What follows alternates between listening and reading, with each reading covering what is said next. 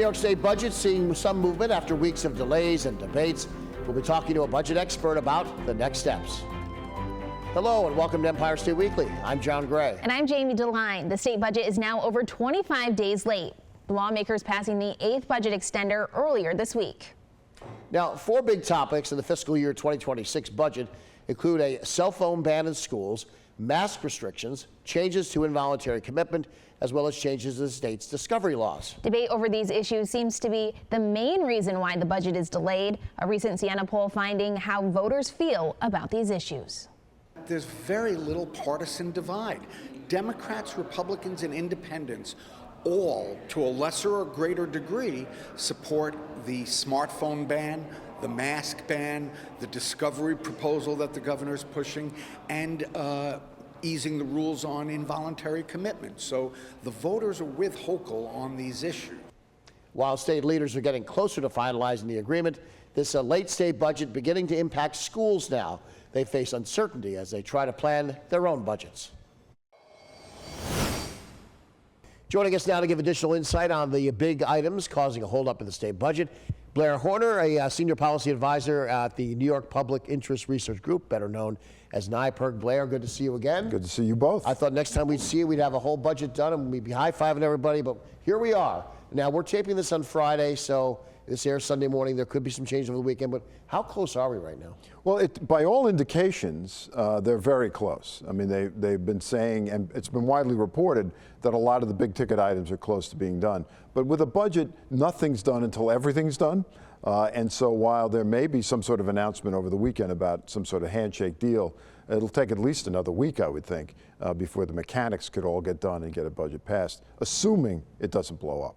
And what are you hearing is really holding up the budget at this point in the game?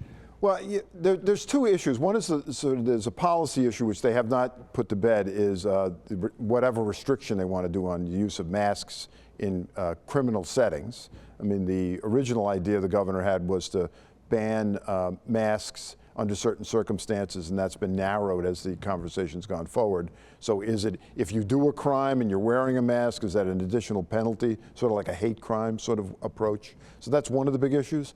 The rest of it is the numbers. The governor, when she adds these policy items at the last minute to slow down the budget process, the sort of the mechanical side of getting a budget agreement done doesn't get tackled. And so that's another big piece, although they're certainly working on that right now. So I think once there's a conceptual agreement on the sort of the big issues that are outstanding, I think a lot of the budget will just fall into place. But it takes time to get that all done.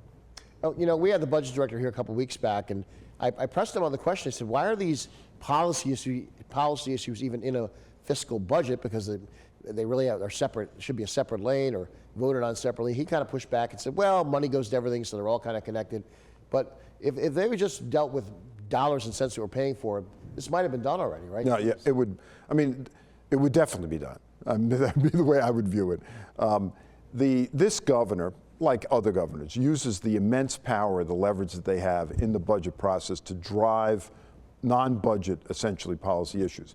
And while the budget director is right that everything has a fiscal impact, under that theory, you would never do anything other than the budget. But you know, the budget's it's supposed to be about funding the government. There are policy issues that are connected to that. But Governor Hochul tends to like to use her leverage in the budget process, because the executive is the senior partner in budget negotiations, to drive what are effectively non-policy issues that she wants to get done. Now, do you think this late budget is going to impact the length of session at all? I don't think it'll be, well, I mean, you know, who knows, right? At a certain level, you never can tell. It's not an election year for the state lawmakers, although some of them are involved in local races. Probably not. I mean, what you've seen in previous years, unless there is that it creates a traffic jam at the end of session, because you've lost a month, basically, of dealing with what normally would have been non-budget items. And so there's a sprint to the last 6 weeks of session to try to get everything else done. 2 years ago, the Assembly did come back to knock off some issues that had not been finished when the formal session ended, but last year they didn't. And there was a ton of issues that didn't get done because congestion pricing popped up at the last minute. And so it creates a traffic jam, slows down the parade. but I don't think they're going to want to come back other than to deal with the elephant in the room, which is what will the Congress do to the state budget. And we're starting to hear little rumblings, not loud yet, from various school districts.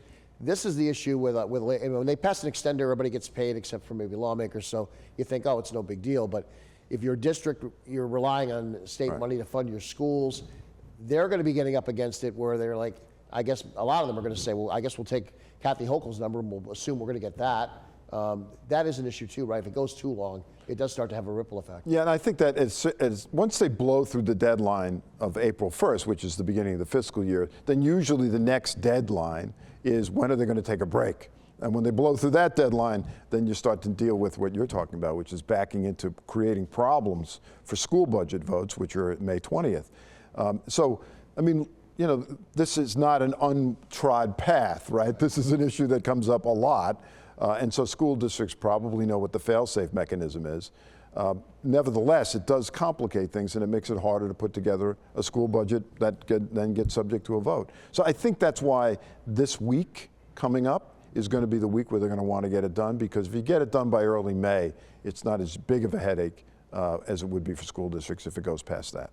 And do you think there's a possibility of lawmakers coming back over the summer to deal with possible cuts from the federal government? Well, I think there's a good possibility that they'll have to come back. It depends what the Congress is going to do, and we don't know that now as we sit here. But if they make a big enough change in terms of federal support to the state that impacts, for example, the Medicaid program, which is what you hear about the most, sure, they would have to return. Now, whether or not they return in the summer or they return in the fall, again, I think hinges on when does the Congress figure out what they're going to do. Right now, the major issue that's coming up at the congressional level is what's called reconciliation, and the House wants to try to get that done by Memorial Day. All indications are it's going to drag into the early summer. Reconciliation is a mechanism to get a budget done at the federal level with only 50 votes in the Senate. So if they do that, lawmakers may come back in the summer, but I think it's more likely that if they come back, it would be later, maybe September. We're out of time, but really quick question. Kathy Hochul not doing so great in the polls, how voters see her. She's thinking about re-election. Maybe she gets a challenge by a big name, who knows? Maybe Stefanik jumps in there. Do you think politics and the polling plays a role in the things she wants to get done in this budget too? I think it's like the laws of political gravity, that lawmakers care a lot about public opinions, and she's gotten recently a bump up, so it's possible that these policy issues that she's fighting for are popular with the public, and that's redounded to her benefit. All right, we'll have to leave it there. Blair Honan, thanks for coming in. Thanks for having me. We always get smarter when Blair is here in the studio. All right, New York residents, foreign students, and even visitors feeling the impact of federal immigration policies. When we return, we'll be hearing from an immigration law expert on what changes have happened and how you should react.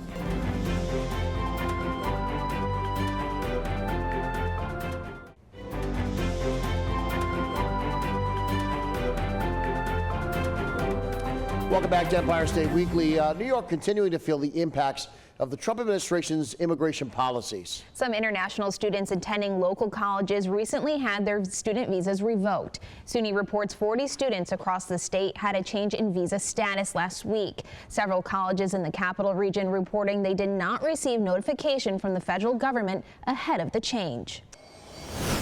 Joining us now to give additional insight on the current state of immigration here in New York State, Sienna Freeman-Tolbert. She's a very qualified attorney specializing in immigration law. Osterman, Whiteman, and Hanna, which is a big firm here in upstate New York. Sienna, thanks for coming in again. Thanks for having me. Every time we bring you back, it seems like there's more going on than the time before, which seems impossible. But there's a lot to talk about. Let me hit first on the students locally in upstate New York and around New York State who are getting notified, or maybe the schools weren't being notified that their visas or whatever were being changed or revoked. Talk about that a little bit. So there's two things happening. I want to be very clear. So the first thing that's happening right now is that visas are being revoked.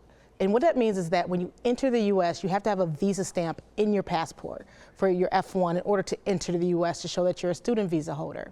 That's under the Department of State. And so what happens is if you have any sort of criminal record, any sort of arrest, anything happens, the Department of State is revoking that visa stamp. That means a student no longer can travel outside the U.S. If they leave, they won't have a visa stamp to re-enter the country, right? And they would have to go back to the consulate and go through the whole process again to prove that they're eligible. So that's what's happening when you hear revocation by the Department of State. And then what we were surprised about is what's happening is that their student status is being terminated. And so what that means is in the system, in every university, they have a system where they maintain the records of all the student visa holders. That system is called SEVIS. And what's happening is the Department of Homeland Security is canceling SEVIS. They're terminating SEVIS. And the student is finding out, but sometimes the international student advisor doesn't even know that it's been terminated. And so that's what we're seeing is why it's really concerned, is because Department of State revoking your visa and saying you can't travel and return, that's a big deal, but not as big a deal as your SEVIS record being terminated here in the US. What does that mean for students, right? What does that mean for students who are currently enrolled in a PhD program for 5 or 7 years? Does that mean they can no longer continue studying? That's what we're litigating right now, and there's a lot of class action suits going on right now about it, and that's what we're trying to figure out what ICE is going to do and what is the government going to do. Are they going to place all these students into immigration court? And so we're really watching very closely, but there are class action suits about this. And because anyone who has any encounter with any kind of law enforcement, even if the case was dismissed, you could end up, we're seeing that those SEVISs being terminated, and that's the problem. What kind of advice are you giving students who are finding themselves in this situation? The first thing we're trying to figure out is why. What's the why? Why was it terminated, which is very hard. One, like I said, it could be because you had an encounter with law enforcement and they canceled it. So we figure out what happened with that encounter. Was there a criminal charge? Was it dismissed? And then the second thing we're telling them is if that's not the case, if you do have some kind of encounter, or as you know, if you do something contrary to the national security interest, for example, and they're terminating for that reason, we have to figure out whether or not we're going to bring up a federal case, or we're waiting to see if immigration is going to place you in immigration court, if ICE is going to place you in immigration court. And so it's really a lot of wait and see right now. And that's really hard for a student trying to make a decision about their future and their academic future. A lot of students are going back to their home country. And that's our fear. And I know that must be a fear of some of the institutions around in our area, is what if we lose some of those international students? There must be a chilling factor as well, and this goes outside of New York just to an extent, but the Columbia student who was, we could debate separately how active he was with pro-Hamas rallies or whatever. But my question to you is there a chilling factor now where if Jamie were an international student and she wanted to go to a rally, do you worry about going to a rally, it butts against free speech where, she's not running the rally, but do I even want to be, am I going to get photographed? They're going to say, who's this girl? What's her visa status? Oh yeah, I definitely am not advising my clients to, I hate to say exercise, to go do exercise their free speech, right? You can't do that right now. It's not wise. I wouldn't advise you to go and protest either way. We don't know how it's going to go. So this is the time for everyone. Unfortunately, we're saying hunker down. And, if you want to continue here in the U.S. And then on a bigger sphere, we're concerned about future international students coming to the country. People are making decisions to get their PhDs here, to get their masters here, and maybe they decide, I'm not going to go there and risk it. I don't want to end up being detained, because that's the thing. Individuals are being detained. People who've never been in jail before, never even thought about it. They're going into local jails and then going to be detained before they're deported, and that's traumatic. And so those are the big decisions that people are making. They don't want to risk it. They're afraid of going to jail. I know earlier we were talking about traveling. What are you seeing on that front? So travel has been on everyone's tongue lately because everyone's hearing the stories. And what's surprising me is it's not our visa holders that are coming to me asking about traveling. It's our green card holders who are coming. It's our U.S. citizens who are coming who maybe used to be a green card holder. Everyone wants to know, when I enter, will my phone be searched? When I enter, could I be detained? I don't think I've ever pushed global entry so much. I said, hey, go get global entry, so at least you feel like you've been pre-screened. But yeah, we're seeing a lot of those questions, and we're fielding a lot of these fears that people have when they fly into JFK or Newark, or when they come over the Canadian border. What's going to happen to them? We only got about 30 seconds left, but also speak to this a little bit. If I'm an American citizen, cops grab me for whatever reason, I can say, hey, lawyer, I'm not talking to you guys. Maybe they hold me locally and I get a lawyer in there to help me. what's I think troubling to some people is you see people getting grabbed off the streets, and next thing you know, they're in Texas. I mean, this is at the federal level, so somebody who gets detained may not even stay in the capital region or down in New York City. If they get grabbed, they might end up somewhere else, right? That's the hard part, right? And that's the difficulty, because if you get detained and they can take you anywhere in the country, ICE has the right to take you anywhere in the country while they determine what your status is, so to speak. And it's hard for your immigration attorney to even follow you, because we're trying to track you all over the country. And then if something happens where we have to get you out, we have to find a local attorney to file in that district federal court, right? If something's big happening there, because every state has a different federal district court that follows them. So it's been terribly complicated. We've been trying to, we always tell families, best case scenario is your individual will stay here in the New York area where we can help and serve them. Worst case scenario, they end up down in Texas or Arizona, and it becomes very difficult. And you're dealing with a different tenor of judges down there as well, right? I wish we could go more. We're out of time, though. Thank you so much for coming in. Thank you for having me. I have a feeling we'll be talking to you again very soon. Thank you. Some home healthcare workers say that they have not yet been getting paid. When we come back, we'll hear from the director of the Department of Health as he addresses issues with CDPAP for the very first time. If you have a comment or story idea, let us know. You can email us at news@news10.com. You can also reach out on X at WTEN.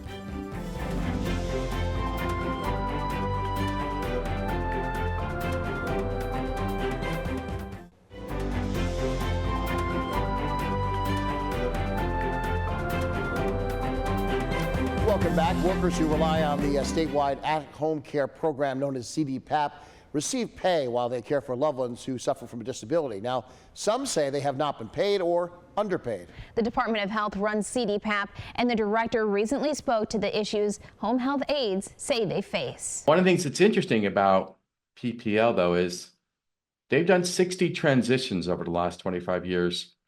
But one of the things that was different about all those transitions was the legacy fiscal intermediaries, the previous companies, had simply transferred all the information on the workers and the members to PPL. They'd done what was called a transition of care. In New York, the legacy fiscal intermediaries weren't willing to do a transition of care. So PPL knew that. They hired 3,000 staff to try to keep up with demand. And that's really where we are today, is finishing the transition of care. And although PPL is the vendor, the Department of Health has had to help manage the transition. We're almost complete with the transition for the consumers, where 98% of the consumers have completed their transition or started their transition and just finishing up paperwork.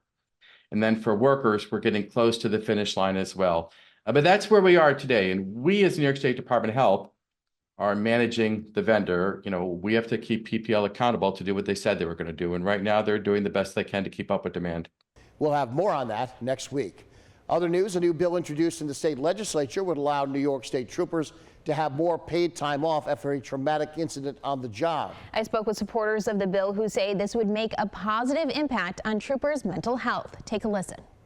The New York State Troopers, Police Benevolent Association, and mental health advocates were at the state capitol on Wednesday calling for more paid time off for troopers who've been involved in a critical incident, meaning the use of force was used, causing serious injury or death. First responders should be able to come back to work when they are ready, not when they're told to come back. Currently, the New York State Troopers are able to take up to 3 days off after a critical incident. Senator Jeremy Cooney says his new bill will allow more time for them to process and recover from what happened. 30 days if the trooper is involved in a critical incident that results in the death of another, whether it's another trooper or whether it's a civilian.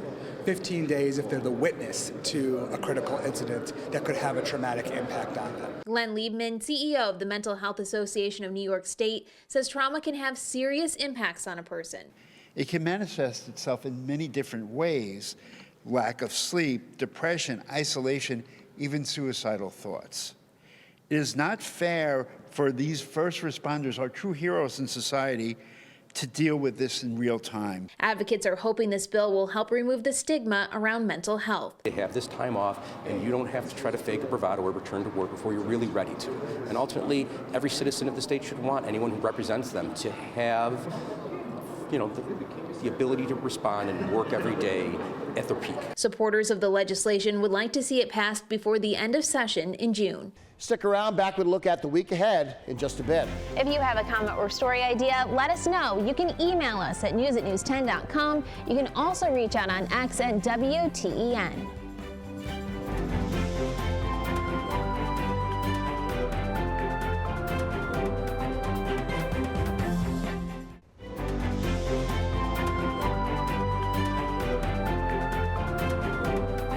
And finally, at Empire State Weekly, Catholics around the globe remembering the life and the service of Pope Francis, who died on Monday at the age of 88. Tributes happening this week in Rome as the Pope lies in state at St. Peter's Basilica. Leaders here in New York taking an opportunity to honor the late pontiff.